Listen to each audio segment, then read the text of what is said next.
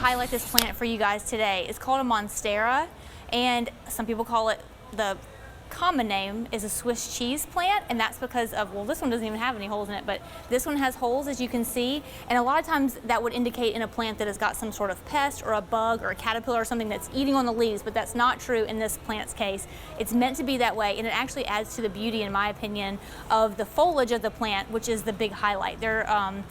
This is an indoor plant, but also an outdoor plant in our environment, which is so hot and humid. It's a great patio plant, and it likes to have, it can, not likes to have, but can handle low light, which is such a huge key when you're choosing an indoor plant. There's so few plants that can handle a true indoor environment. So this is a really good plant for that if you're looking for something that will work in your home. And of course, it's something a little different. We're so used to the fiddle leaf figs and the sansevieria and the other things like that. So this changes things up a little bit. They become more and more popular. As you guys know, plants can be trendy too, and this is definitely on this side of a trend. So I just wanted to show you this plant, but also show you how it can be displayed. I have a tall and a short container here, and it doesn't have to be complicated. Super simple. Just drop this plant in here.